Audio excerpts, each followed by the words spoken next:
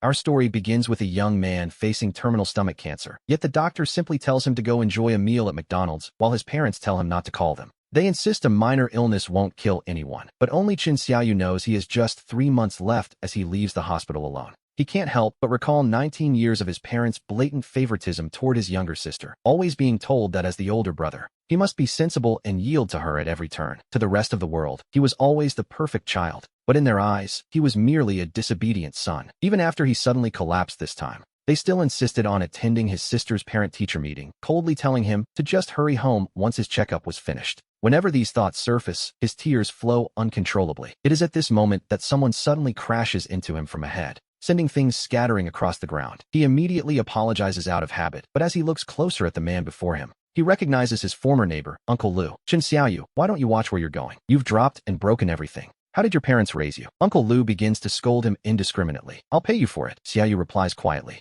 He pulls out several 100 yuan bills, and Uncle Lu, now beaming with joy, snatches the money and prepares to leave.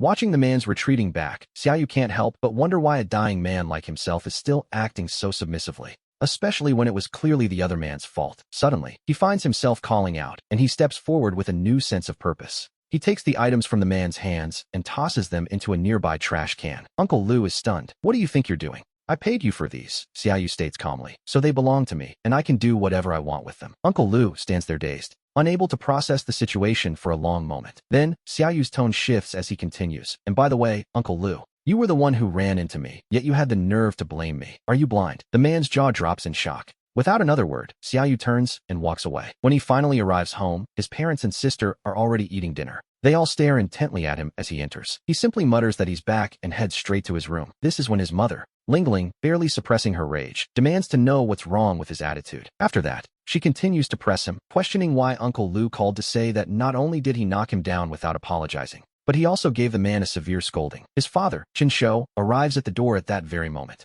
Chen Shou stands there with a darkened expression and says sternly, Chen Xiaoyu, you need to understand that this family never raised you to act this way. Making a mistake is fine, as long as you admit it. Now, call Uncle Lu and give him a sincere apology. To which Xiaoyu simply replies with a flat, indifferent no, which, as you can imagine, was not the answer they expected. The two of them stand frozen for a long moment, unable to react. What is this attitude? We are only saying this for your own good. His parents' anger flares up instantly at his words, while Xiaoyu begins to feel a wave of physical discomfort. Today was the day he went to the hospital for his results, yet from the moment he walked in, they haven't asked a single thing about his health. His mother, Lingling, seems to sense something is off for a brief second, but she only asks, Xiaoyu, if you hit someone, shouldn't you apologize? Chen Shou, however, is still fuming. Why waste your breath on him? Our family does not have such ill-mannered children. If he won't apologize, he shouldn't call us mom and dad ever again.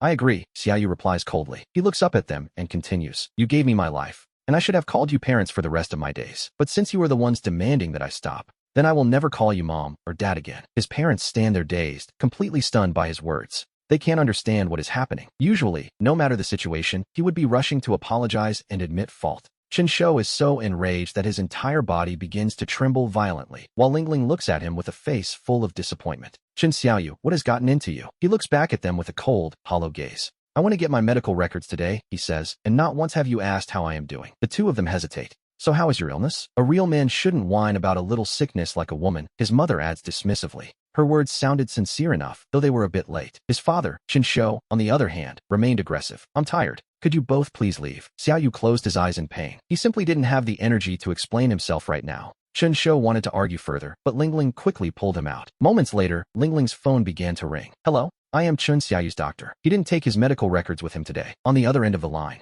the elderly doctor's voice sounded heavy. There isn't any problem, is there? Lingling asked with a casual smile, even thanking the old doctor. The doctor remained silent for a long moment. Even though he didn't tell you the results, as his elders, I believe, you have the right to know the truth. You're making it sound quite scary. My son has always been in great health. Lingling replied, waving it off with a laugh. But the doctor continued with a heavy, sincere tone. Your son is suffering from late-stage gastric cancer. There is no cure. He only has 3 months left to live. Doctor, you must be joking. My son is perfectly healthy. He doesn't cough. He doesn't even sneeze. How is that possible? Suddenly, Lingling felt a wave of inexplicable terror wash over her. Professional medical equipment does not make mistakes, the old doctor replied, his voice flat and clinical. After he hung up the phone, Lingling stood frozen in place, completely stunned. No, this can't be, she whispered. I have to ask Xiaoyu. With eyes full of panic, she rushed toward the second floor. Inside the room, Xiaoyu was sleeping peacefully. Lingling stood there, watching him. And looking at his quiet face, she suddenly felt an indescribable ache. That night, Lingling lay in bed, reflecting on everything. She realized that she had never really given Xiaoyu anything at all. She remembered, years ago, when he said he wanted to eat durian. Because his sister hated the smell, she had told him, as an older brother, you must give in to your sister. Another time, he had happily told them he had passed his exams. When he scored perfect marks in every subject, they simply smiled, taking it for granted. Yet when his sister barely passed, they celebrated with pure joy. As these memories flooded back, Lingling felt her heart begin to tear apart with agonizing pain. Why had it been this way? Her tears slowly soaked into the pillowcase. The next morning, Xiaoyu woke up quite late. By the time he emerged, the family was already gathered at the dining table. To his surprise, they were eating dumplings, his favorite dish, though his sister happened to dislike them. Because of her, this meal was rarely ever served. Brother, it's your favorite today, his mother said. You must be happy. Xiaoyu simply gave a faint, indifferent wave of his hand and said he wouldn't eat, before picking up his backpack and heading for the door. Chen Shou's voice echoed from behind. I told you not to bother making those. It was a waste. Lingling followed him out. Xiaoyu, the hospital called me yesterday about your condition. She sobbed. That isn't true, is it? He hadn't intended to tell her, but since she knew, he simply accepted it. Please don't tell anyone else, he said calmly. I just want to spend these last 3 months in peace. It can't be true, she pleaded. Let's go for another checkup. The hospital must have made a mistake. He looked at her coldly and turned away. In the past, no matter what he did, he could never earn a single smile from them. This sudden change, to be perfectly honest, was something he wasn't used to. Behind him, Lingling was now a mess of tears. Believe me, she cried, your mother loves you. Shortly after, when Xiaoyu arrived at school, he saw Li Jinnan and Lan Xinyu from a distance. Seeing him, Xinyu instinctively pulled away from Jinnan to create some space. Xiaoyu merely offered a small, tired smile. As he walked right past them, Jinnan was his neighbor, a childhood friend he had grown up with. And Xinyu was the girl he had loved for a long time. It was a complicated dynamic, to say the least. In the past, seeing them together would have been painful, as Jinnan also liked Xinyu. But now, he had grown indifferent to it all. Seeing him walk away so coldly, Xinyu turned and called out his name. It's not what you think. We just had things to discuss, she stammered. Xiaoyu simply nodded in response. He strode toward the classroom without a word. For the first time, Xinyu felt a chill of fear at his coldness. Xinyu, let's continue, Jinnan urged, but she apologized, saying she had to find Xiaoyu because he seemed strange. She wasn't at all at ease, so she ran after him. Watching her back disappear, Jinnan's temper flared instantly. He kicked a tree in frustration. We learned that Jinnan was once Xiaoyu's close friend, though that was long ago. Over time, they had drifted apart, and eventually, Jinnan began looking for any excuse to cause Xiaoyu trouble. As for Xinyu, their story began at the seaside. It was a complicated beginning, to say the very least. He had met her when she was drowning, and without a second thought, he had jumped in to save her. Later, they ended up in the same class and grew close. Yet, regarding his confession of love, she remained silent. She never gave him a clear answer. He had truly believed that his efforts would eventually move her heart. Now, Xinyu caught up to him, breathless. Xiaoyu, you seem different today, she noted with concern. Are you okay? I'm fine, he replied shortly. Xinyu found herself at a loss for words, which was quite a rare occurrence. In the past, seeing her with Jinnan would never have elicited a smile. Her sense of unease only grew stronger. Just as she opened her mouth to speak, he interrupted her. Xinyu, the truth is, I used to like you. The sudden confession left her choked up and wanting to flee. He just smiled and turned away with total finality. As she watched Xiaoyu's retreating back, Xinyu felt an inexplicable, sharp pang of pain in her chest. Before, he would have pressed her for an answer, but now he simply didn't care. Later, in class, Jinnan was called on by the teacher to answer a question. Being a poor student, however, he just stood there looking foolish. Seeing this, the teacher couldn't help but sigh at the situation. The teacher remarked that they used to have Xiaoyu help him, but those days, it seemed, were over. The teacher noted that the tutoring didn't seem to be helping much. Xiaoyu, she began. I'll have to ask you to help Jinnan privately again. We see Xiaoyu slowly stand up. I've been a bit busy lately. Teacher, he replied calmly. Perhaps you should find someone else. The teacher froze, and the rest of the class looked at him in complete surprise. To them, he was the model student who never refused a request. Is something wrong? She asked. An indescribable tension filled the air as Jinnan glared at Xiaoyu with pure malice. Teacher, it seems Jinnan has some issues with me, Xiaoyu continued. Every time I try to teach, she simply doesn't listen. I have better things to do than waste my time on this. Hearing Xiaoyu be so blunt, the teacher could only nod awkwardly while the students whispered. They wondered how he could say such things, even ignoring the teacher's direct request. In the past, of course, he would have agreed immediately without a single complaint. Amidst the chatter, Xinyu stared at Xiaoyu, lost in her own thoughts about his behavior. She recalled their earlier encounter, convinced this was just his strange way of confessing to her. Meanwhile, Jinnan stood there awkwardly, her fists clenched in a silent, burning rage. When the bell finally rang, the class monitor reminded both Xiaoyu and Jinnan to clean up. Seeing Xiaoyu packing his things, Jinnan slammed a broom down right in front of him.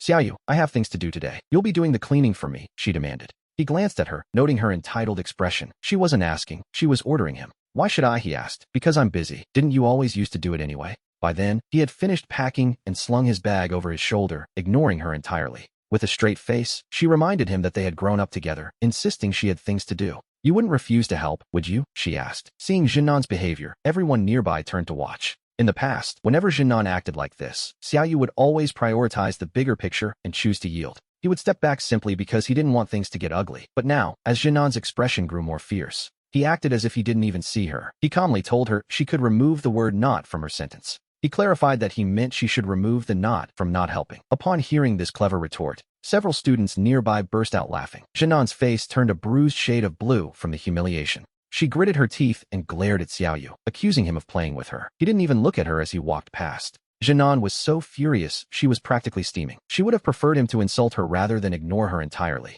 Feeling desperate and frustrated, she grabbed his shoulder and demanded that he stop right there. She claimed she was only asking for a favor, and if he wouldn't help, he should just say so instead of mocking her. Hearing this, Xiaoyu suddenly recalled their past and laughed. He remembered the very first time he had refused her. Back then, she had nearly lunged at him to teach him a lesson, not wanting everyone to lose face. He had simply agreed to her demands. But after that, every time he tried to refuse, she would repeat this performance. He turned around now, his gaze cold and indifferent. He had reached his limit with her entitlement. He told her flatly that he had no obligation to help her. His sudden intensity left Jinnan feeling flustered and pathetic. Aren't we friends? She stammered. He corrected her immediately, stating they weren't friends, merely acquaintances.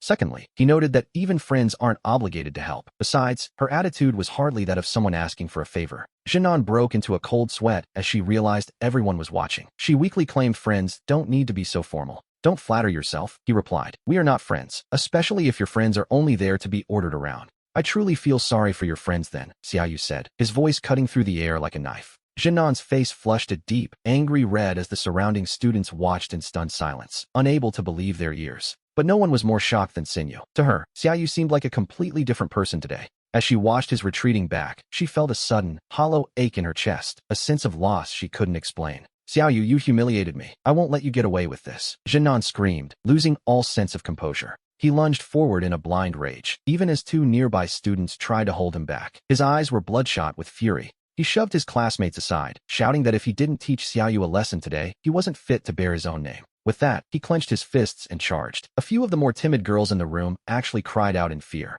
Looking at Jinnan's violent posture, it seemed as though he intended to beat Xiaoyu to death right there in the classroom. We see the physical mismatch clearly. Jinnan is much taller and broader than the seemingly frail and slender Xiaoyu. On paper, he was no match for the bully. But as Jinnan closed the distance, Xiaoyu delivered a swift kick to his chest. The impact sent Jinnan flying backward until he crashed onto a desk. The entire room froze in absolute disbelief. Xiaoyu gave him one last cold look, reminding him that he had practiced Wing Chun in the past, before casually walking out. Xiaoyu, I'll kill you. Jinnan roared from the floor, his voice cracking with desperation and physical pain. He began to cough violently from the exertion and the blow. Meanwhile, the other students remained rooted to the spot. Even now, they couldn't process what they had just witnessed. It was as if the natural order of the school had been flipped. They whispered among themselves, wondering what could have possibly happened to change Xiaoyu so drastically. Xinyu, a girl called out as they watched Xinyu suddenly stand up and chase after Xiaoyu. In the past, she would have rushed to comfort Jinnan first. Today, however, her priorities had shifted in a very strange way. Seeing Xinyu run after his rival, Jinnan's remaining bravado vanished instantly, leaving him looking like a deflated balloon. The onlookers cast sympathetic glances his way, as everyone in class knew the situation. Jinnan was head over heels for Xinyu. However, Xinyu had always harbored feelings for Xiaoyu. We see Xiaoyu come to a halt, though he doesn't speak at first. He simply looks at Xinyu with a cold, indifferent gaze. She tells him he seems very strange today, which prompts a sharp response. He asks if she's there to interrogate him. Panicking instantly, Xinyu waves her hands, insisting that isn't her intention at all. In the past, Xinyu might not have said it directly, but her words always tended to blame Xiaoyu for any conflict. She used to feel he should consider the bigger picture. Now he simply asks what she wants and what has really happened. She remarks that he has changed so much they hardly recognize him. He coldly replies that his affairs are no one else's concern. He tells her not to worry, as he won't let his issues affect anyone else. Hearing this, Xinyu feels a sudden, sharp pang in her heart. She wonders if, in his eyes, she is now just another someone else to be dismissed. She mentions their conversation from this morning. When she asks if he wants to know the result, he says it's unnecessary. This confuses her, as he used to constantly press for answers. Xinyu grows anxious, sensing that if she lets him walk away now, things between them will be over forever. He tells her it's fine. He says he won't waste any more of her time and that she should live her own life. She stammers that she just hadn't made up her mind. She claims it wasn't that she didn't like him. He simply says if there's nothing else, he's leaving. She asks if they can go back to how they were. He tells her they will always be friends. Sinyu clutches her chest, finding that the word friends makes it almost impossible to breathe. It is the first time she has felt such a piercing, physical ache. Meanwhile, after Jinan finishes cleaning, the sky has already grown dark. Carrying his bag, he enters a room filled with various portraits. In the center, a young man in his early 20s is busy painting. Hearing the noise, the artist turns around. Jinan looks at him and immediately offers an apology for the intrusion. The painter, a man named Sun Qi, stops his work and faces the boy. Jinan looks toward him, his frustration still visible. Sun Qi grew up in the same neighborhood and has always looked after Jinan like a big brother. To be honest, he knows him too well. He asks if Jinan had another falling out with Xiaoyu, noting that he only runs here after they've had a fight. Sun Qi mentions that Jinan knows Xiaoyu also visits this place, causing Jinan to fall into a heavy, brooding silence. He wonders why, if they are friends, he does these things, admitting he bullied Xiaoyu again today simply because he can't stand him. He complains that despite growing up together, Xiaoyu always seems to be one step ahead, overshadowing him in everyone's eyes. He feels that whatever Xiaoyu does is seen as right, bitterly asking why everyone only notices him and ignores Jinan's existence. The conflict between Jinan and Xiaoyu is deep-rooted, and Sun Qi knows it will take more than a few words to resolve it. He recalls Jinan crying to him in the past, lamenting how his mother constantly compared his personality and grades to Xiaoyu's. Back then, Jinan only felt a sense of resistance towards Xiaoyu, but everything began to shift when they met Sinyu. We see that his mere resistance transformed into something far more intense once Sinyu entered the picture, causing a massive change. Although Xiaoyu was the one who actually saved Sinyu's life, she ended up with a completely wrong impression of the event. It was a misunderstanding that changed everything. Because of Jinan's interference, she couldn't accept Xiaoyu, yet Jinan is the one who understands her true feelings best. Since then, Jinan has harbored a deep hatred for Xiaoyu, though deep down, he is also paralyzed by a secret fear. He is terrified that Sinyu will discover the truth, especially since he had claimed to be her savior with such certainty. He had used that lie to beg Sinyu not to accept Xiaoyu, and now, he impatiently hangs up his phone and turns to leave. Watching his retreating figure, Sun Qi lets out a soft sigh, his eyes filled with a growing sense of worry for what's to come. He looks toward the entrance, remembering how Xiaoyu and Jinan used to arrive here one after the other, but not today. By the time Xiaoyu finally returns home, it is already quite late, and his parents and sister are gathered around the television. He simply announces his return with a brief word and heads straight for his room, hoping to avoid any further conversation. His father, Chen Shou, stands up with a dark expression and demands to know why he is returning home at such an hour. He asks what Xiaoyu has been doing outside, to which Xiaoyu coldly asks if it's even necessary to explain his every move. His father barks that he never used to come home this late, and that he is becoming a massive disappointment. Xiaoyu simply retorts that he has always been a disappointment to them. He tells his father that he has never actually cared about him. Stunned, Chen Shou asks what he means, wondering how he could say such a thing after being raised with proper manners. He demands to know if this is how Xiaoyu was taught to respect his elders and speak to his own father. Suddenly, Xiaoyu feels a wave of suffocating oppression wash over him. He wonders what a father is even supposed to be. Feeling exhausted and unwilling to argue, he tells them that if there is nothing else, he would like to go rest. Chen Shou is shaking with pure rage, while Lin Yu watches the scene unfold with a racing heart. It is a tense family moment, to say the least.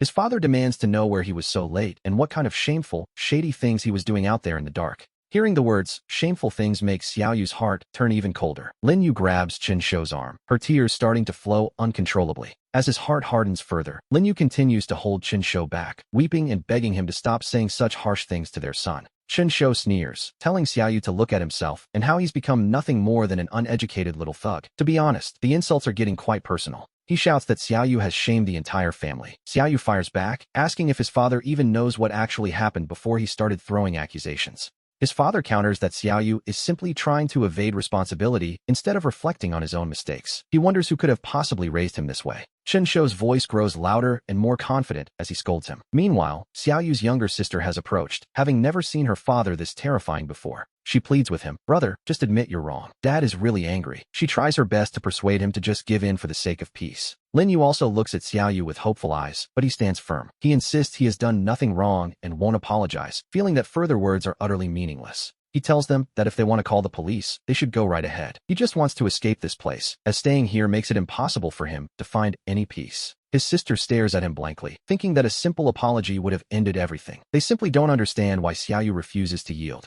At that moment, Chen Shou pulls off his belt, preparing to strike Xiaoyu with it. It's a scene of escalating tension that has reached a breaking point. Lin Yu quickly throws her arms around Chun Shou to stop him, calling for their daughter to help pull him away before things get even worse. Chun Shou adores his daughter, and with her there, he likely won't follow through with the blow. After Xiaoyu retreats to his room, the chaos doesn't end. Chun Shou's furious roars continue to echo through the door without pause, as he screams for them to let him go so he can teach that brat a lesson. Chun Shou roars that he needs to teach him a lesson, demanding to know who the boy thinks he is when every scrap of food and clothing was provided by him. He shouts that if he didn't provide for him, the boy would be starving on the streets. Hearing this, Xiaoyu's tears begin to fall despite his best efforts to stay strong. He can't help but wonder why he was even born into this world. Later that night, we see Xiaoyu staring blankly at his books, lost in thought. Lin Yu enters the room, playing the role of the loving mother. She tells him softly that she is his mother and has only come because she cares. Xiaoyu simply replies that he doesn't need her concern, but Lin Yu sits on the edge of the bed anyway, refusing to leave his side.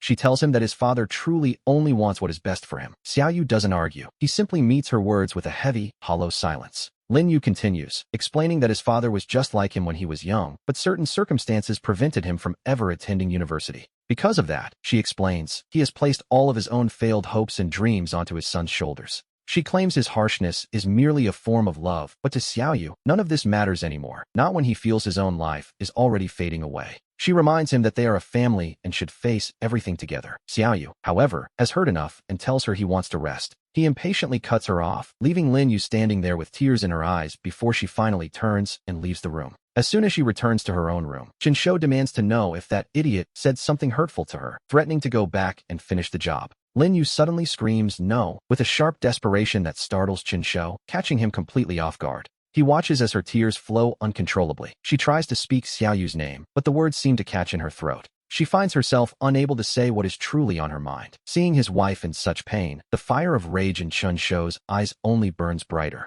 Lin Yu can only shake her head and weep, while Chun Shou's expression turns incredibly dark and grim. To him, the situation has reached a point of no return. He decides that since Xiaoyu turned out this way because he wasn't disciplined enough, he will take it upon himself to fix him properly. That night, sleep refuses to come for Xiaoyu. He remembers how his father used to be strict, yes, but also deeply affectionate toward him. He can't quite pinpoint when his father's love curdled into this bitterness. On the following morning, we see him preparing for another day. Xiaoyu goes through the motions, coldly announcing he is leaving for school, while his mother finishes preparing a breakfast he has no intention of eating. Aren't you going to eat? Lin Yu asks, but as Xiaoyu looks at the table, he is stunned. He turns to his younger sister, Mimi, asking about breakfast. Mimi keeps her head down, too afraid to speak. It isn't long before Lin Yu discovers the breakfast discarded in the trash can. She looks at Chun Shou with profound disappointment, asking if he did this. He simply replies that today, he intends to show the boy who is in charge. He wants to establish who the master of this house is. Lin Yu trembles with rage, but Chun Shou stands up, refusing to let the matter go. Look at him, acting like a little thug, he sneers. It makes me sick. Lin Yu finally snaps, asking what kind of father could say such things. She reminds him that Xiaoyu is his son, but Chun Shou insists this is all for the boy's own good. Then, he turns his gaze back towards Xiaoyu. He tells him that since he eats his food and wears his clothes, he has no right to bargain. If he doesn't do as he's told, there will be consequences. He warns that he will never forgive him. Xiaoyu calmly replies that he doesn't need his forgiveness, prompting Chun Shou to slam his fist down. The blow rattles the table. To be honest, the man's temper has completely bypassed reason at this point, leaving the room in a heavy, suffocating tension. Lin Yu and Mimi are both trembling with fear. Chun Shou roars that if Xiaoyu walks out that door today, he should never bother coming back. Xiaoyu coldly states that he will find a time to move out and will no longer be a burden. Enraged, Chun Shou tells him to get out and take his things with him. He tells him to leave this home forever. Lin Yu can no longer contain herself and screams, asking why he would say such cruel things to their son. Chun Shou maintains he is doing it for the boy's sake, claiming Xiaoyu is the one who cannot distinguish between right and wrong. Lin Yu asks if humiliating him is his idea of help. Chun Shou counters that it was her indulgence that allowed the boy to become like this. He goes as far as to say that if he knew things would turn out this way, he should have strangled the boy the moment he was born. The words are met with a sharp slap as Lin Yu strikes Chun Shou across the face. He stands there, stunned, unable to immediately process the blow. Mimi bursts into terrified tears. Chun Shou begins to shout in a blind fury, while Lin Yu covers her face and sobs uncontrollably. She asks if he even realizes what is happening to their family. Seeing his wife in such a state, Chun Shou feels a sudden, uncharacteristic wave of panic. He tries to speak Xiaoyu's name, but the boy kicks the front door open. He tells them not to worry, as he will move out as soon as possible. He repeats his intention to leave, his voice devoid of emotion. Behind him, his mother can only cry out his name as the door slams shut. Xiaoyu tries to tell his mother he doesn't mind, but Chun Shou roars for him to stop, demanding to know who taught him to be so disrespectful. Xiao Yu ignores the shouting and walks out the door, with Chen Shou's voice trailing right behind him, filled with a desperate, ugly fury. He screams that if the boy leaves now, their bond is severed forever, though his voice is visibly trembling with a sudden, sharp fear. The boy gives him one final look before turning away for good. Suddenly panicked, Chen Shou rushes forward, calling out Xiao Yu's name. Lin Yu immediately steps in his way to block him. Frustrated and frantic, Chen Shou snaps at her, asking what on earth she thinks she's doing. He asks if she really wants to watch their son sever all ties with them. We see Lin Yu looking at his panicked face with growing indignation. She asks him bitterly if this wasn't exactly the result he wanted. He stammers that he only wanted the boy to become someone better. Lin Yu stares at him through her tears. Chen Shou begins to explain himself in a frantic rush, claiming she knows his true intentions. He insists he always had a vision for the kind of person Xiao Yu should become. In his plan, the boy was meant to be the best. He wanted him to be perfect, but the boy failed, and he blames Lin Yu for that failure too. He repeats that he was supposed to be the best. Lin Yu finally screams at him, cutting through his delusions. To be honest, his obsession with perfection has finally pushed everyone away. Chen Shou's face turns deathly pale as cold sweat breaks out. She tells him she knows the truth, that he is simply afraid of his own son. Seeing his deepest secrets exposed, Chen Shou's lips begin to quiver. She suggests his fear stems from that one specific incident in the past. Chen Shou shakes his head, refusing to admit it, while Lin Yu covers her face and sobs that he has finally succeeded in losing his son. His legs give out, and he collapses onto the floor in a heap. Suddenly, a wave of realization hits him. He needs to find the boy immediately.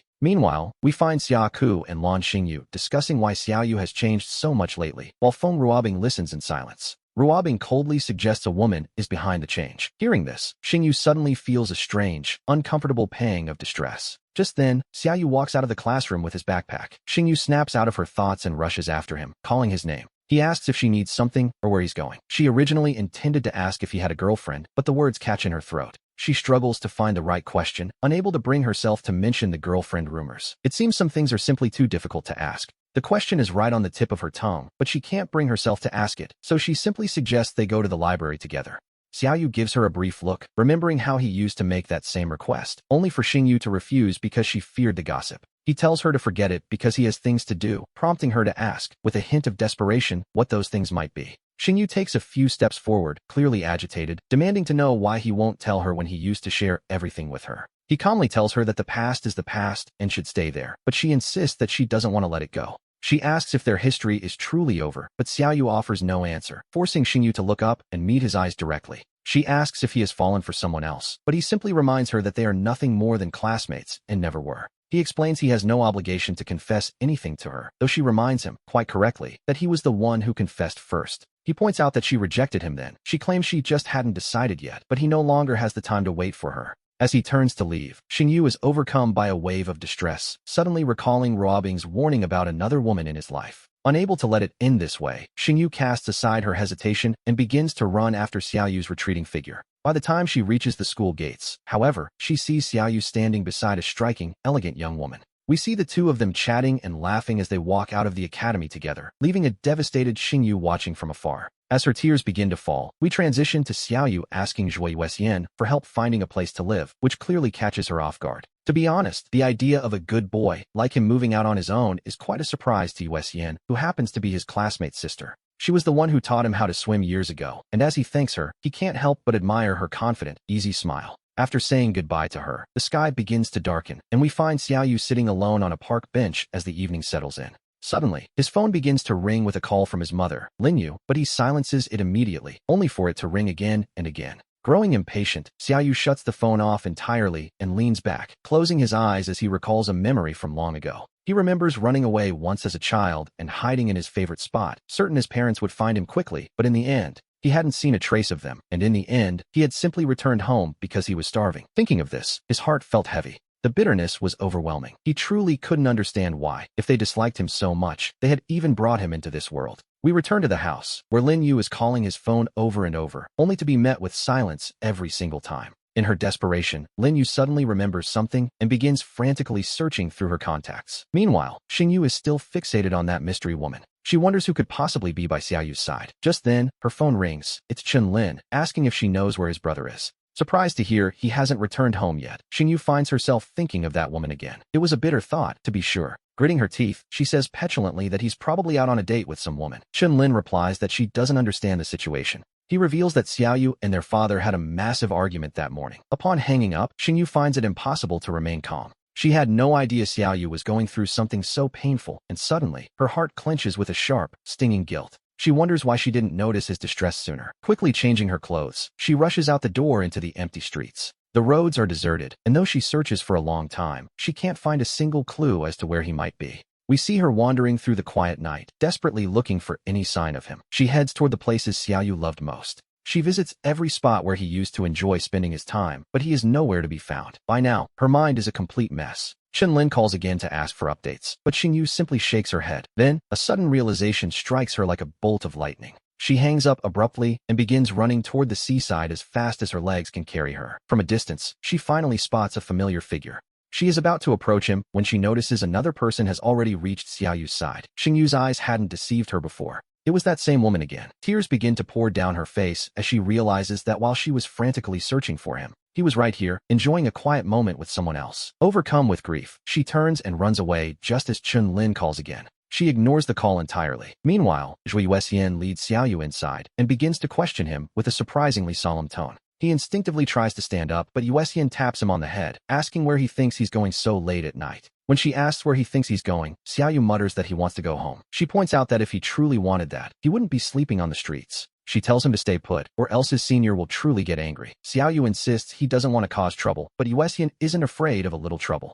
In that moment, Chen Xiaoyu feels a strange, sudden wave of bitterness washing over him. It was all becoming a bit much, to be honest. Yuexian tells him it's time to explain everything. When he asks if he can stay silent, her look says it all, and Xiaoyu lets out a heavy sigh. As he begins to reveal his true situation, Zhui Yuexian stands frozen in shock. Around the corner, a water cup hits the floor and shatters into pieces. A young man stands there, mouth agape, staring blankly at Xiaoyu. It is Zhuolin, who asks with a trembling voice if there hasn't been some mistake. He can't believe it. Quickly regaining his senses, he says excitedly that they must go back to the hospital for another checkup immediately. He is certain it's a mistake. Xiaoyu explains that he didn't want them to know precisely because he was worried it would cause them this much pain. When asked if it's truly confirmed, Xiaoyu admits he only has 3 months left and wants to live them well. Zhuolin reminds him they promised to be brothers for life. He asks if Xiaoyu has forgotten their pact, shaking his shoulders violently as tears begin to stream down his face. It was a heartbreaking sight, really.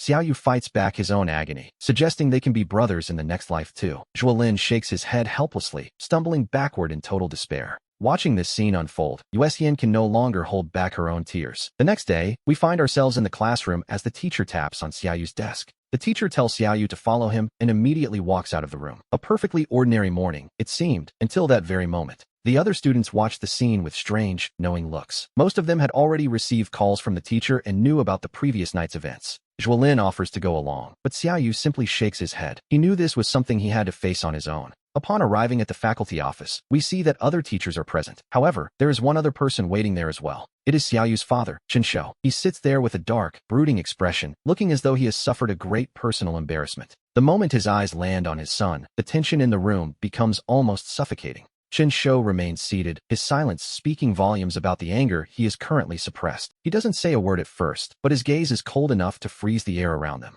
His father snaps at him to tell the truth immediately, while the teacher tries to explain that there is more to the situation. Chen Shou claims that his son has suddenly become a different person, full of lies and deceit. He insists on teaching the boy a lesson so he will change his ways, but the teacher urges him to remain calm. Noticing the other teachers staring, the class advisor gestures for Chen Shou to lower his voice and compose himself. Chen Shou glares angrily at Xiaoyu before sitting back down, asking one last time if he truly has nothing to say. Xiaoyu simply shakes his head, feeling that while he might have explained things to others, he has no desire to speak to his father. The teacher sighs and beckons to the door, where 2 familiar figures slowly make their entrance. It is Li Jinan and Lan Xingyun. The teacher mentions that Jinan reported seeing Xiaoyu with a girl the previous night. He is asked if he admits to being intimate with her, as Jinan claims to have witnessed the entire scene personally. Jinan explains that when the teacher called him to help search, he never expected to find Xiaoyu in such a compromising position. He insists their behavior was far too close, which is why the drama of the previous night unfolded as it did.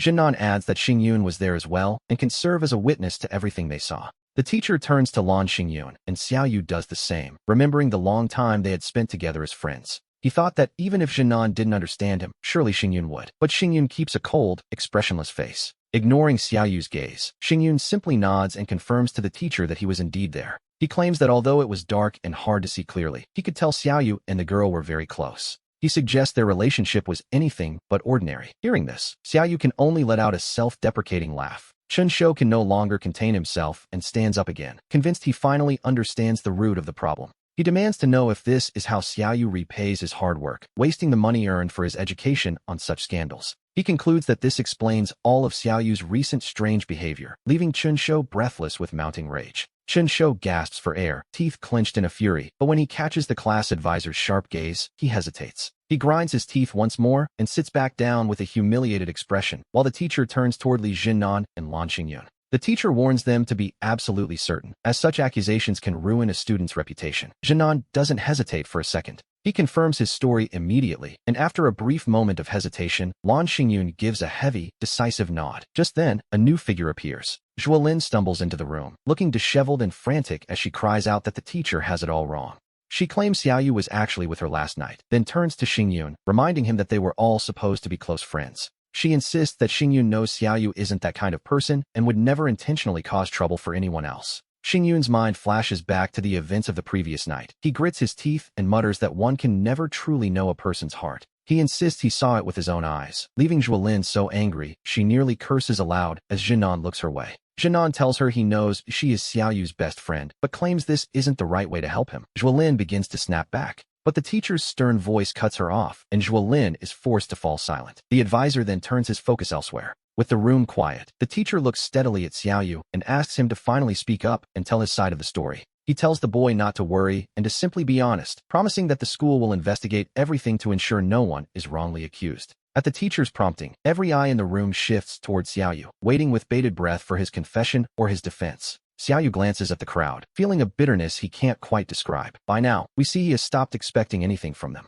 To be honest, he has lost all hope for a fair hearing, but seeing his former friends and his own father treat him like an enemy, well, that still hurts more than he cares to admit. He only wanted to get through these last 3 months in peace, but that seems impossible now. It was a luxury he couldn't afford. He looks at the teacher and calmly states that he has nothing to say, and that what they saw was the truth. He takes a deep breath as Jinnan's face lights up with triumph, while Chunshou and Lan Xingyun both look on with pure disappointment. Chunshou's eyes widen in a fresh wave of rage as he raises a fist and lunges forward, demanding to know why his son would do this. The class advisor reacts with impressive speed, stepping forward to block Chunshou and catching his outstretched arm as the father's face contorts with rage. Fuming with anger, Chunshou demands the teacher move aside, insisting that today he must finally teach this fool a proper lesson. He shouts that he finally understands why his son's personality changed so suddenly, claiming this shameful behavior explains everything. He curses Xiaoyu for ignoring his studies to pursue such harmful things, threatening to beat him as the other teachers nearby begin to notice. Seeing the commotion, the other teachers rush over to calm Chunshou down, and he finally stops, his face flushed deep red with embarrassment.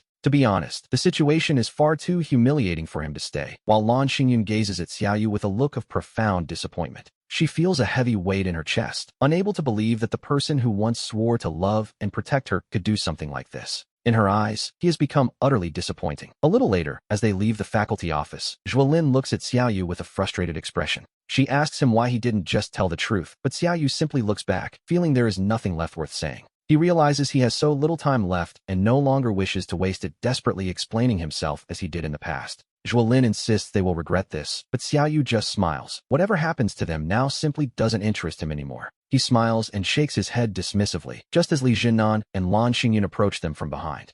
Jinnan glances at him and tells Xiaoyu not to hold a grudge, claiming he only did it for his own good to keep him from straying. That was the final straw for Zhuolin, who explodes like a powder keg, lunging forward to grab Jinnan by his collar. Jinnan struggles uneasily in her grip, asking what she thinks she's doing, but he knows Zhuolin is a trained martial artist. Since he stands no chance in a fight against her, Xiaoyu quietly tells her to let it go, and she reluctantly releases him. She glares coldly at Jinnan, telling him she knows exactly what he's up to, and that he's clearly just jealous of Xiaoyu. She mocks him for having no honor, resorting to such low-handed tactics because he could never measure up fairly. Jinnan's face turns a sickly shade of pale as Zhuolin shoves him away with total contempt. Jinnan loses his balance and falls clumsily to the ground, while Zhuolin tells Xingyun she expected her, of all people, to know Xiaoyu better. We see Lan Xingyun overcome by a sudden wave of grievance, firmly believing that she is the one who has been betrayed in all of this. Filled with indignation, she stares back at Zhuolin, her heart heavy with the conviction that her trust was misplaced. She tells herself that while she thought she knew Xiaoyu best, she was clearly wrong, though in her mind, the fault lies entirely with him. Zhuolin retorts that given Xiaoyu's current situation, it's tragic that the person who supposedly knew him best is now his greatest opponent. Zhuolin warns her she will regret this, but Xingyun coldly replies that she knows herself too well to ever regret leaving someone like him. At this moment, Xingyun feels her only true regret was ever liking him at all. The disappointment is simply too much to bear. Xiaoyu gently pulls Zhuolin away, telling her it's time to go, and they turn to leave without looking back. Watching his retreating figure, Xingyun clenches her small fists as the bitterness deepens. She wonders why she is the one suffering when he is at fault. She tells herself again that she will never regret this, watching their shadows disappear with a stubborn, hurt defiance. As the school bell rings, Xiaoyu and Zhuolin head out together, leaving the rest of the class buzzing with relentless gossip. The students whisper, wondering what could have happened to make him stop going home, some insisting Xiaoyu isn't that kind of person. Others point out that such accusations could lead to serious school discipline, warning the group not to spread rumors without proof. The debate continues as they worry about the consequences of a formal punishment, while Li Jinan listens to the chatter with growing irritation. Jinan suddenly stands up, glancing toward the door where Xiaoyu vanished, and lets out a cold, mocking laugh. He tells the class that one can know a face, but not a heart, claiming he saw the truth with his own eyes, and they don't know the real Xiaoyu. His words silence the room, leaving Lan Xingyun staring blankly at the door, unable to focus on a single lesson for the rest of the day. Her friend Feng Ruobing asks if she's all right, her voice laced with concern, which finally snaps Xingyun out of her daze. She quickly gathers her things and bolts for the classroom door, claiming she has urgent business and needs to head home early. The other students watch her leave in surprise, noting that Xingyun has been acting just as strange as everyone else today. Meanwhile, out on the street, Zhuolin waves as Zhuo Yuxian approaches with a smile, dressed elegantly in a light blue outfit. We see her in a soft skirt and fuzzy boots, looking gentle yet striking, a look that suits her perfectly. She tells Zhuolin not to be so formal, asking why she's being polite with her own sister before inquiring about the dorm search. Zhuolin teases her, wondering if she's really her sister since she seems to treat Qin Xiaoyu even better than her. She continues the playful jab, while Yuxian explains she found 2 places that are quite promising. Both spots are close to the school and reasonably priced, so they decide to head over and take a look immediately. Yuxian notes it all depends on which one Xiaoyu prefers, as she's already arranged for both apartments to be held.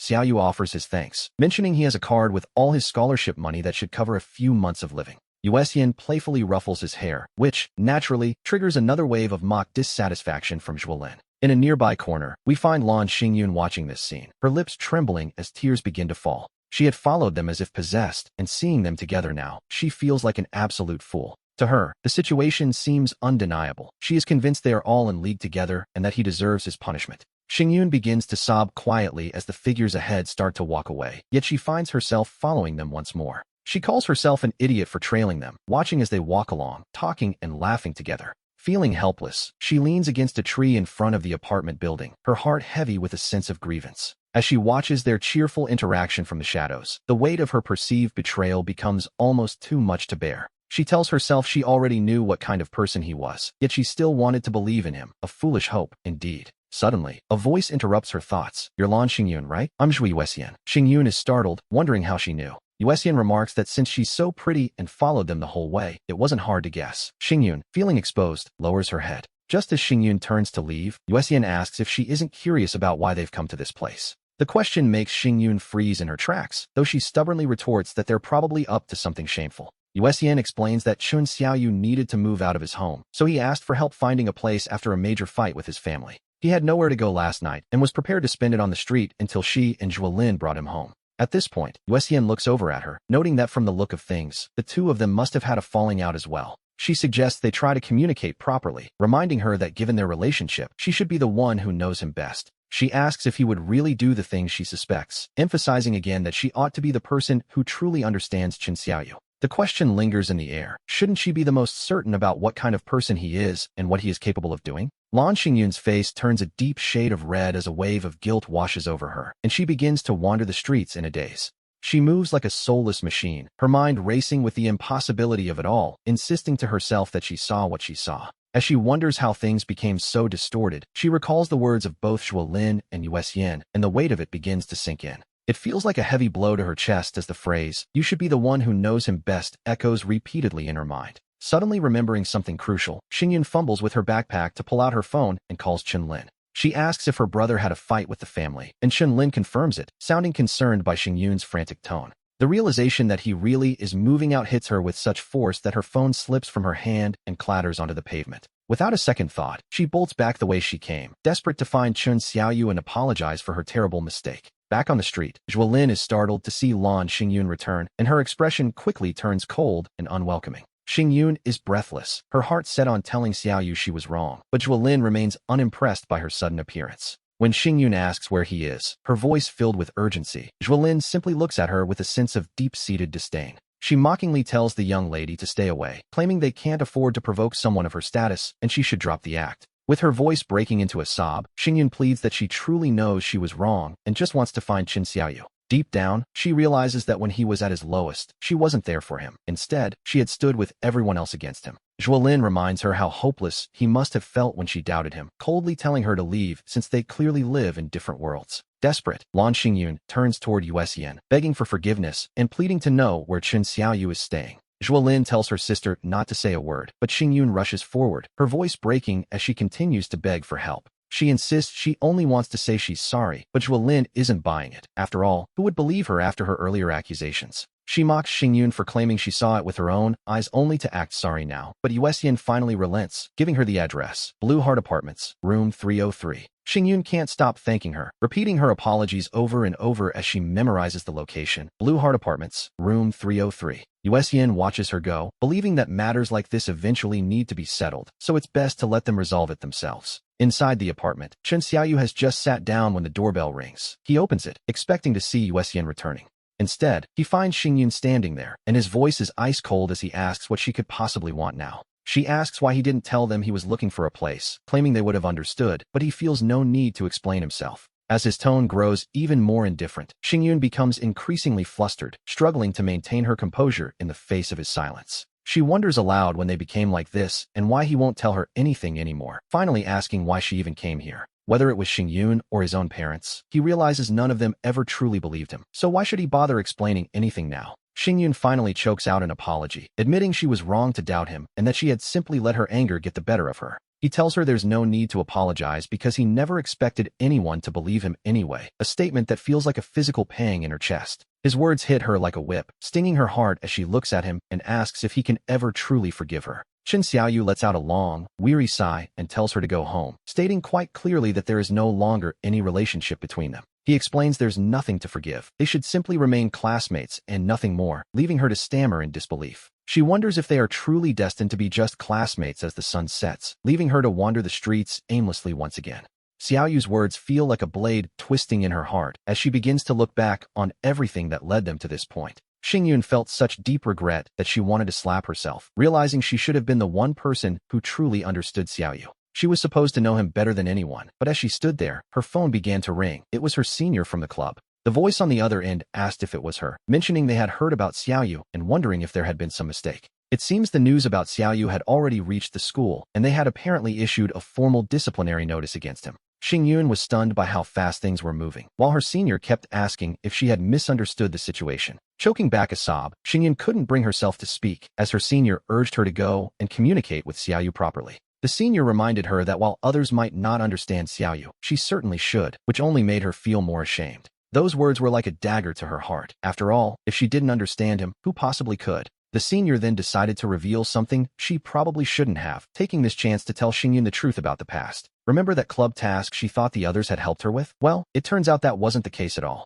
Everyone else had been far too busy with their own work, and it was actually Xiaoyu who had worked tirelessly behind the scenes for her. He had truly cared for her, choosing to show his devotion through his actions rather than just empty words, which we see now was his way. The senior urged her to clear up any misunderstandings quickly before hanging up, leaving Xingyun feeling more overwhelmed than ever. She collapsed on the sidewalk and began to cry uncontrollably, realizing that despite how good he was to her, she never chose to believe him. Meanwhile, Chenling hung up her own phone and ran frantically toward her mother, Linyu, with a look of pure panic. She cried out that something terrible was happening, as it seemed her brother was about to be expelled or disciplined by the school. It appeared Xiaoyu was being punished over a massive misunderstanding, with the school wrongly believing he was involved in an illicit relationship. Linyu was certain that her husband, Chen Shou, must have said something to cause this, and she intended to find out the truth immediately. Not long after, Chen Shou stumbled back home, his face flushed red and his breath reeking of alcohol as he asked what the emergency was. He wondered why they were so desperate for him to return, completely unaware that Xiaoyu's entire future was currently hanging in the balance.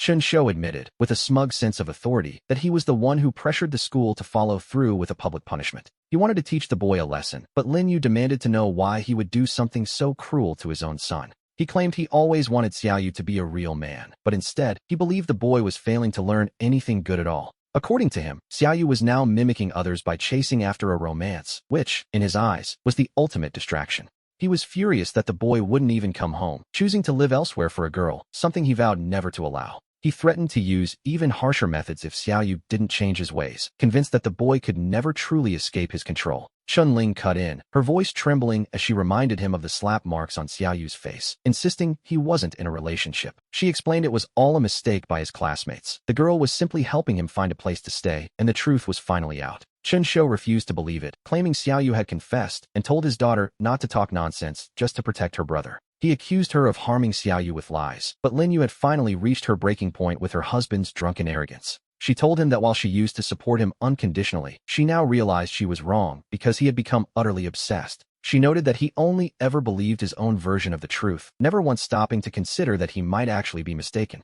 Chen Shou tried to dismiss her words as irrelevant, but Lin Yu wasn't finished, mentioning the call they had just received from school. The situation had been clarified, and she told him he could verify it himself with the homeroom teacher if he still had doubts. Hearing this, Chen Shou's expression finally shifted as he stammered, wondering why Xiaoyu would admit to something he didn't do. Lin Yu shot back, asking what he expected. With a father like him, the boy knew that defending himself was completely useless. She then dropped the devastating truth. Their son only has a few months to live, so he simply doesn't care about these things anymore. The words hit Chen Shou like a physical blow, and he began to mutter to himself in total denial, repeating that it couldn't be true. Chun-Ling pleaded with him to snap out of it and called the teacher immediately to see if there was any way to save Xiaoyu's future. Fumbling with his phone in a blind panic, Chen Shou finally began to dial the number, his hands shaking as reality started to sink in. Chen Shou finally gets through, stammering into the phone. "Hello, teacher? This is Chun Xiaoyu's father. I wanted to verify today's events." His face pales as he listens, unable to comprehend how things went so wrong, especially since the boy had admitted to it himself. He asks how it could have turned out this way, growing desperate when the teacher admits even they don't fully understand the situation. Panicking, he asks if the punishment can still be revoked, reminding the teacher that his son is still just a student with a future. He argues that these are the best years of the boy's life, and a mistake that didn't even happen shouldn't be allowed to ruin everything. He admits, with a heavy heart, that he was the one who demanded the harsh treatment, but now the reality of the situation has changed. The teacher's response is cold. The punishment has already been published and cannot be revoked. A bit late for regrets, one might say. Chen Shou is incredulous, asking if a child's entire life should really be ruined over a misunderstanding like this. He begs the teacher to find a way, any way, to help, realizing now that this could haunt Xiaoyu forever. After hanging up, Chen Shou's lips are white and trembling, the weight of his own actions finally crushing him. He mutters to himself in a daze, repeating that he only did it for the boy's own good, a classic excuse for a controlling heart. The next morning, the sun shines brightly as Xiaoyu wakes up, instinctively checking the time and reaching for his clothes. He remembers it's Saturday, then pauses, realizing he's moved out and no longer needs to follow his father's rigid, suffocating rules. With a newfound sense of freedom, he tosses the clothes aside and plays a rebellious song about not going to work or school. He crawls back into bed for a comfortable nap, not waking up again until noon, feeling more relaxed than he has in years. After a lazy wash, we see him head out for a quiet meal before stopping by the supermarket for some basic supplies. He picks up a few new outfits along with his household essentials, and by the time he finishes, it's already 2 in the afternoon. Since he didn't have time to clean properly yesterday, he decides to spend the day tidying up his new sanctuary so he can finally settle in. He spends the next few hours working diligently, organizing his small space exactly the way he wants it for the first time in his life. By 5 o'clock, he's exhausted but feels a strange, quiet sense of accomplishment. Suddenly, the doorbell rings. The phone rings, and we see Xiaoyu glance at the caller ID before answering. It's his mother, Lin Yu. She starts by saying she had no idea what his father was doing, offering an apology on his behalf. Xiaoyu gives a brief, polite response, but she insists his father was just mistaken and meant no harm. She claims he's always cared for him, but hearing Xiaoyu's dismissive tone, Lin Yu feels a pang of guilt. She suddenly remembers how Xiaoyu used to look at them, always so eager to please, so desperate for approval. She asks if he's angry, a question that causes Xiaoyu to drift into a brief, silent daze. Angry? He realizes they've never truly cared about his feelings before, so why ask about his anger now? He tells her no, but she persists, saying he can tell her anything, and she will truly listen this time. She laments that he doesn't seem to want to share things with her anymore, but he insists there's nothing to say. He repeats that there is nothing wrong, gently telling his mother not to overthink the situation. Deep down, he knows there are things a son simply cannot say to a parent, no matter how they ask. Besides, at this point, he feels there's no real need to talk. They never asked when it actually mattered. The line falls silent for a moment, and just as he thinks the call is over, her voice returns. She mentions his grandmother, suggesting they go visit her together over the next couple of days. Before he can answer, she adds that it will just be her and his sister, who also wants to go. He agrees, remembering how his grandmother had called him recently, saying she missed him dearly. He had suggested this visit before, but back then, his parents hadn't even given it a second thought. After everything that happened, he had nearly forgotten about it. Later, we find him waiting outside a shop. With his backpack on, he looks quite composed, so much so that passers-by can't help but steal a glance. A moment later, a red car pulls up, and Lin Yu steps out of the driver's seat to greet him. As the car pulls up, Lin Yu steps out from the driver's seat and immediately asks Xiao Yu what he'd like to eat. She offers to go buy him something, but Xiao Yu, feeling a bit uncomfortable with this sudden warmth, simply tells her it's not necessary. He opens the rear door and slides inside, where we see his sister, Chun Lin, sitting with her small backpack and a worried expression. Unlike Xiao Yu, who shares a deep bond with their grandmother, the elderly woman is known for being rather cold toward everyone else. Since she treats even Chun Lin with that same distance, the little sister is, quite understandably, a bit afraid of the upcoming visit. Chun Lin greets him with a timid brother, and Xiao Yu simply nods, sitting quietly by her side as the journey begins. The car starts moving, weaving through the city's asphalt streets before long and heading out toward the open countryside. Their grandmother lives in a rural village quite far from the city, a trip that usually takes about 2 hours by car. Along the way, Lin Yu enthusiastically asks about his life, though Xiao Yu only offers brief, scattered answers in return. As the trees outside the window blur past, the rhythm of the road causes Xiao Yu's memories to come rushing back like a tide. He remembers being about 10 years old during a summer break when his parents were far too busy with work to look after him. As those memories surface, he recalls that particular summer when his father and mother had no time to spare for him. They had left him with his grandfather to be cared for, while his sister was taken to his father's office so they could watch her there. Since the break lasted 30 days, his father worried about exhausting the grandfather and decided to move Xiao Yu halfway through. And so, his mother took him to stay with his maternal grandparents, a time when his grandfather was still alive and well. That was the summer his relationship with them truly blossomed, forming a bond that would only grow stronger in the years to follow. From then on, he spent most of his breaks with his grandparents, eventually gaining enough independence to travel there on his own.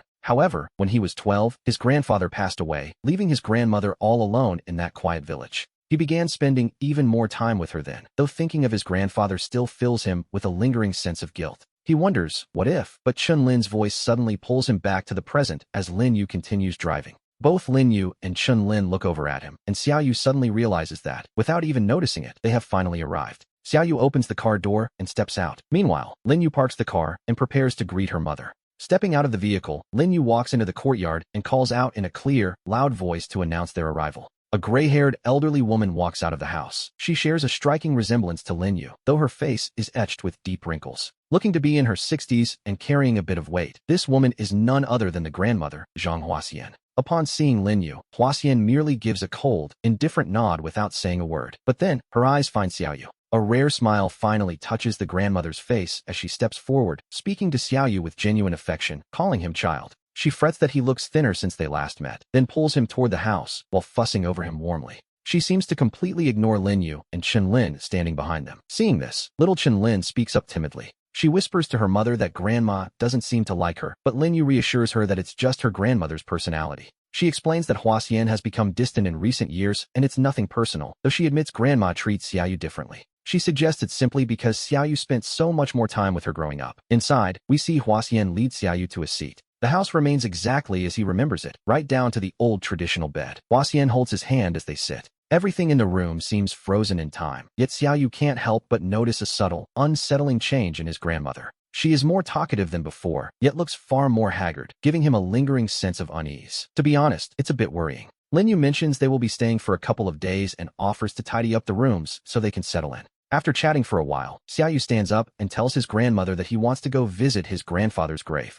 The elderly woman stands with practiced ease, heading to the storage room to find some paper gold ingots and traditional spirit money. She hands him a few sticks of incense and tells him to go quickly, remarking that his grandfather must surely miss him. Lin Yu's expression flickers with a mix of emotions before she lets out a long sigh, muttering that what's done is done. We follow Xiao Yu as he heads toward a small hillside in the village, which serves as his grandfather's final resting place. His grandfather chose this spot himself, wanting to stay close to his wife even after death. Xiao Yu remains there for over an hour. When the time finally comes to leave, he reluctantly begins his descent. To be honest, his bond with his grandparents was always unique. Unlike his relationship with his parents, Xiaoyu felt a deep sense of belonging whenever he was with his grandfather or grandmother. It was only around these elders that he truly felt supported. We see him return, his eyes red from crying once again. Xiaoyu shakes his head, trying to compose himself, while Huaxian gently pats him on the head as a gesture of comfort. She tells him it's the same every time, reminding him that what happened to his grandfather wasn't his fault.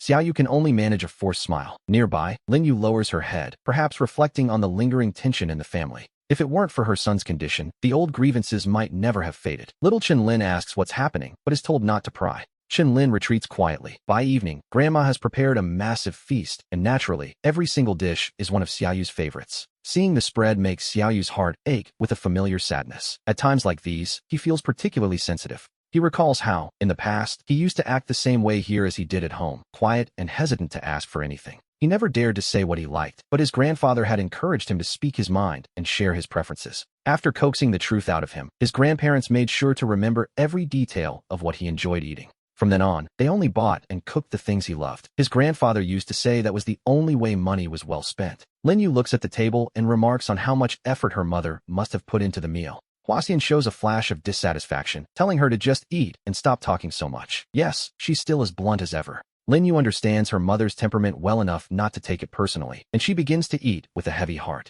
Beside them, little Chen-Lin eats happily. Even though Grandma isn't fond of her, she still thinks Grandma's cooking is the best in the world. The house isn't large, consisting of a storage room and 2 bedrooms where many of their memories were made. In the past, Xiaoyu used to share a room with his grandparents, but with 4 of them here now, Grandma decides she will sleep with Xiaoyu.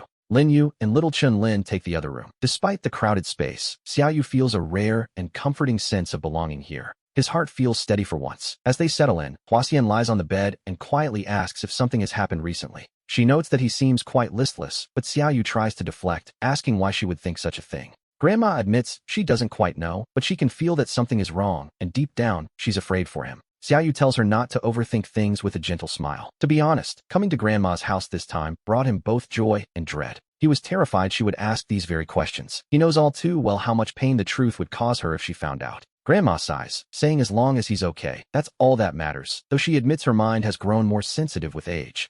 She was simply worried, but Xiaoyu reassures her that he is fine and that they all need to take care of themselves. Grandma agrees to stay well for his sake, yet Xiaoyu is suddenly overcome by an inexplicable wave of sorrow. The current situation reminds him painfully of his grandfather. He remembers how, in his final days, his grandfather spoke to him in this exact same way. It felt as though he were settling his affairs, and that memory fills Xiaoyu with an unprecedented sense of panic and unease. In the other room, we see Chen-Lin tossing and turning on the wooden bed, unable to find sleep as she whispers to her mother. She asks what's wrong, noting that Grandma looks much more haggard and worn out than she did before. She repeats her concern, worried by how frail Grandma appears. Her mother tells her not to let her imagination run wild. Linyu claims that everyone looks this way when they get older, though her body gives a barely perceptible shiver as she speaks in a muffled voice. Seeing her mother's reaction, Chen-Lin drops the subject, but looking at her mother's profile, she mentions something she noticed about dinner. She points out that the dishes Grandma made weren't grandfather's favorites at all. They were all the things Xiaoyu loves to eat. Hearing this, Linyu opens her mouth to speak, but a sudden, overwhelming wave of guilt washes over her heart instead. And so, the realization sinks in. Xiaoyu remains awake that night, his mind drifting back to the very beginning of his journey. As the night deepens, Linyu finds herself thinking of her father's passing and how her mother has been so melancholy and withdrawn all these years. She realizes now that some things are only truly cherished once they are lost, and the weight of that realization is heavy indeed. Filled with an unprecedented sense of unease and fear, she feels even less brave about telling her mother the truth of what has happened. The next morning, Grandma rises early as usual. The older generation in the countryside always wakes with the sun, feeling restless if they aren't working. By the time Grandma is up, Xiaoyu is already awake and moving. He notices the water vat in the kitchen is more than half empty. And so, Xiaoyu picks up the shoulder pole and heads toward the spring on the hillside to fetch fresh water for the household. Everyone in this village and the neighboring ones prefers the mountain spring water, believing it to be much cleaner and more hygienic. When Linyu and Chen-Lin finally get up, Xiaoyu is already gone. Chen-Lin decides she might as well go and take a look herself. To be honest, Chen-Lin isn't quite used to being alone with Grandma, so she slips away while her mother and grandmother are talking. Once outside, she finally breathes a sigh of relief. Even though she's rarely visited this village, being outdoors feels far more comfortable. she can't help but wonder what Grandma meant earlier. Deep down, she suspects something significant happened between her brother and their grandfather. She thinks back to when she was 11 years old, the very year her grandfather passed away. It was a turning point for everyone. Thinking about it now, Chun-Lin suddenly realizes something. While her mother had always been strict with Xiaoyu, her attitude changed sharply back then. It was as if a shift occurred in the way her mother looked at him, and the memory of that change begins to haunt her. Chun-Lin's curiosity grows deeper with every step. As she walks, she hears the low murmur of voices drifting from nearby. Under a large tree not far from the village, we see a few elderly residents sitting together, gossiping about the local families. They are talking about Grandma Zhang's grandson, noting how remarkably filial the boy is compared to her own children, who rarely visit. One of them remembers his name is Xiaoyu. He's the one who is always coming back to check on the old woman. They recall the story of how he wanted to go out and buy things, and old man Lin followed him out, only to never return. The elders whisper about how his father beat him black and blue back then, and would have continued if Grandma Zhang hadn't stepped in. They whisper that he might have been beaten to death if not for her. It was all fate. Really, a child being a bit playful is hardly a crime. It's no wonder the boy was blamed, though it was simply old man Lin's bad luck. Hearing this, Chun-Lin is so startled, she nearly hides. As she connects the dots, many things finally begin to make sense. And yet, if this is the truth, she can't help but wonder about one thing. Why is Grandma still so incredibly kind to her brother? It seems almost contradictory, given the circumstances. It truly is strange. While she mutters to herself, she spots a figure slowly descending from the hillside, carrying 2 buckets of water on a pole. Chun-Lin strides forward to meet him. After breakfast, Grandma rises slowly and returns to her room, leaving the others to their thoughts. Xiaoyu begins clearing the table and heads into the kitchen. Left alone with her mother, Chun-Lin asks, "Mom, do you actually hate my brother?" She asks the question cautiously, having waited for a long time. Lin Yu is caught completely off guard by the sudden inquiry. Her mouth opens, but no words come out at first. She takes a slow breath and asks why she would think that, so Chun-Lin explains what she heard outside. Lin Yu stares blankly for a moment, lost in thought. Then, glancing toward the kitchen where Xiaoyu is working, she makes a decision. She pulls Chun-Lin outside, away from the house. "That all happened many years ago," she begins, her voice heavy with the past. Her mother begins to reflect with a deep sigh. Chun-Lin asks if Grandpa really died because of her brother, touching a raw nerve. That event was the one thing her mother could never let go of, the greatest source of pain in her heart. She looks up at her daughter. In this quiet moment, she realizes something she hadn't noticed before. Her daughter has grown up without her even realizing it. She sees a young woman standing before her now, tall and graceful. "It was during the summer break," she starts, "back when you were small. Xiaoyu had been making a fuss, wanting to go to your father's company with you. But your father could only look after one child at a time. And so, your brother was sent to stay with your grandfather. For a while, it seemed fine. He wasn't causing any trouble at all. We thought everything would proceed smoothly. But then, without any warning, the terrible news reached us. Your grandfather had passed away. When we rushed back, we discovered that your brother had insisted on going out to play. Your grandfather couldn't say no to him and took him out. No one knew that a single slip on the mountain would change everything. He fell from the slope. Your grandfather's health was clearly failing those days, yet your brother insisted on pestering him to go out. That specific event has always weighed heavily on me. If it hadn't been for him, your grandfather might still be here today. The elders say a child's playfulness is just nature, and it was simply your grandfather's bad luck." Lin Yu remains silent for a long time. She gently pats Chun-Lin's head. "Yes," she sighs. "It seems we have been far too stubborn all these years. We were so consumed by our own persistence that we failed to see the true nature of what happened." Deep down, she feels a profound regret. If not for that stubbornness, her relationship with her son wouldn't have become so strained. As she speaks, she turns her gaze toward Chun-Lin. "But you must remember one thing," she warns her daughter. "You must never mention these matters in front of your grandmother, do you understand? She is already so fragile lately. If she hears you talking about your grandfather, it will surely break her heart. And her health, as we know, is quite poor." By the time afternoon rolls around, Lin Yu suggests going to the nearby bamboo forest with Chen Xiaoyu, but she is flatly rejected. The house falls into a strange, heavy silence. Ironically, that bamboo forest was once a place Xiaoyu had begged her mother to visit. She had planted those bamboo trees herself, but that was a long time ago. Bringing it up now feels entirely meaningless. When Zhang Huaxian returns and learns what happened, he gives Lin Yu a stern scolding without a moment's hesitation. He reminds her that when the child actually wanted her company, she was nowhere to be found. Now, she suddenly wants to play the part. Zhang Huaxian then turns to Chen Xiaoyu and suggests, "Child, why don't you head over to Grandpa Qi's house for a visit? If you come to the village and don't stop by to see him, he will certainly be quite upset with you." Grandpa Qi, or Qi Fenghua, was a soldier just like her grandfather. The two of them were old comrades with a very deep bond. After retiring, they were inseparable, sometimes spending their days fishing, other times staying home to play long games of chess. As a child, Chen Xiaoyu often followed her grandfather to visit Grandpa Qi, and so the two of them became quite close over time. Even though her grandfather passed away years ago, Grandpa Qi still thinks of him constantly whenever Chen Xiaoyu visits the village. He knew he had to make time to visit Grandpa Chi. All right, I'll go too, Chen Lin said, glancing at the tense atmosphere. He shivered slightly and quickened his pace to keep up with Chen Xiaoyu. Before long, they arrived at a red brick house. The wooden gate featured 2 door knockers, one of which was fastened with a large, old-fashioned bronze lock. Standing here, we get a distinct sense of being transported back to the 90s. Brother, is Grandpa Chi really here? She asked. The village is divided into the new and old sections. Her grandmother lives in the new village, but this place is different. While the new village is bustling with beautiful houses, the old village feels forgotten, as if time simply stopped moving.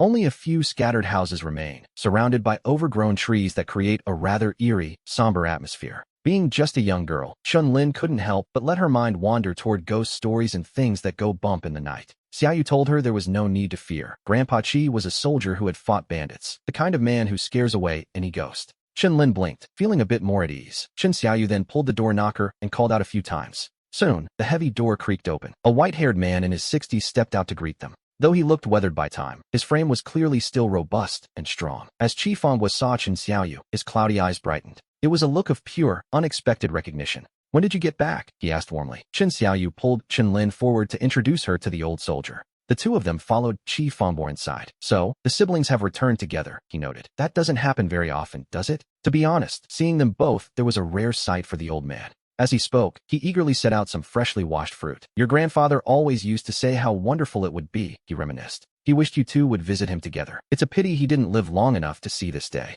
Inside the house, a dim, yellow light bathed the walls, and a few pieces of fruit sat nearby on a small table. Seeing this simple, cozy scene, Chen Lin felt an inexplicable sense of peace. Sometimes, even the smallest things can offer the greatest comfort. That sense of peace was far more effective than any lingering unease, and soon, the 3 of them sat down to talk for a while. Suddenly, there was another knock at the door. Wait a moment, I'll be right back, Chi Fangbo said, turning his head toward the sound. He pulled the door open. Why are you here? He asked. Uncle Chi, I was just on my way to see my mother and happened to pass by. The visitor had brought a few things to drop off. Hearing that voice, Chen Lin jumped up from her stool and hurried toward the corner. Uncle Lin, it really is you, she cried. Lin Gu looked at her with a face full of smiles. Lin, what are you doing here? This middle-aged man, Lin Gu, was actually the 3rd uncle of both Chen Xiaoyu and Chen Lin. Their grandfather had 3 children in total. Their mother was the 2nd child, making Lin Gu her younger brother. Thanks to their grandfather's strict upbringing, the family remained close even after moving into separate households. Of course, this closeness didn't exactly extend to Chen Xiaoyu.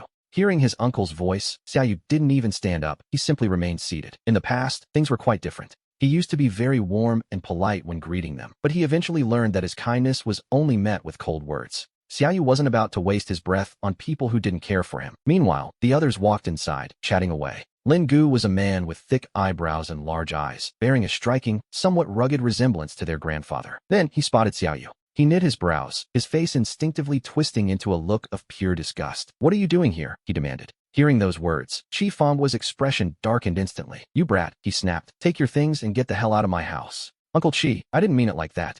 Lin Gu stammered, but Chi Fangbo simply glared at him with wide, furious eyes. Get out, the old man roared. Lin Gu tried to explain himself again, but the old soldier wasn't listening to a single word. The old man's roar was filled with a terrifying, murderous aura that seemed to freeze the very air in the room. It was quite a performance. Seeing that Chi Fangbo was truly enraged, Lin Gu scrambled to grab his things and fled in a panic. Uncle Chi, I'll come back another day. Don't mind him, the old man said, calming down. Let's get back to our conversation. Chen Lin, however, felt a bit uneasy after that display. She couldn't help but feel a new sense of dread toward Grandpa Chi. To be honest, that sudden burst of intensity had frightened her quite a bit. As the group sat back down to talk for a while longer, Chi Fangbo didn't show even a hint of his earlier ferocity. Chen Lin's heart, meanwhile, gradually began to settle. As the sky started to darken, Chen Xiaoyu walked over to the water vat to take a look. He told Grandpa Chi that he'd be heading home soon, but offered to fill the vat first. The old man happily agreed. And so, Xiaoyu headed out with a carrying pole. Soon, only Chi Fangbo and Chen Lin were left in the courtyard. Chen Lin felt a bit uneasy again, but she didn't dare wander off or speak out of turn, so she simply listened to the old man.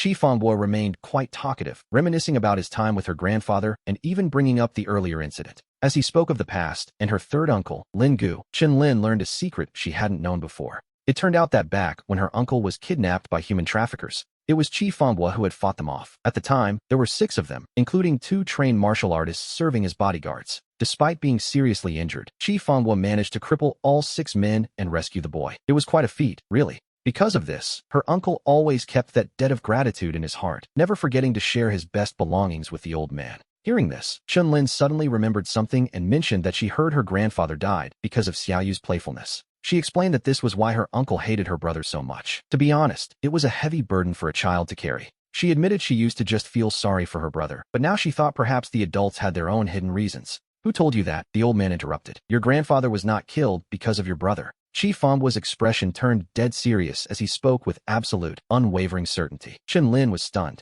She insisted her mother had told her that her grandfather died because of Xiaoyu, and her uncle's attitude today seemed to prove it. Everything she knew pointed to her brother's guilt, yet here was the man who knew her grandfather best, saying otherwise. Chun-Lin's mind simply couldn't process this contradiction. We see her struggle to make sense of a lifelong lie. Seeing her confusion, Chi Fangbo let out a cold, angry huff, demanding to know who had been spreading such nonsense. Chun-Lin was terrified. Chun-Lin shook her head, and seeing her look so terrified, Chi Fangbo softened his expression and began to comfort her. He told her firmly that her grandfather wasn't killed by her brother. He had been seriously injured during a mission years ago. There were lingering complications that hadn't been properly treated, and for years, his health had been steadily declining. He needed to go to a large hospital for treatment, but her grandmother was illiterate and didn't know how to handle the paperwork. Usually, it was Chi Fangbo who accompanied him to the doctor. Chun-Lin listened quietly, sensing the old man's deep sorrow. As Grandpa Chi spoke of her grandfather, we hear a hint of guilt in his voice. That last time, her grandfather felt particularly unwell.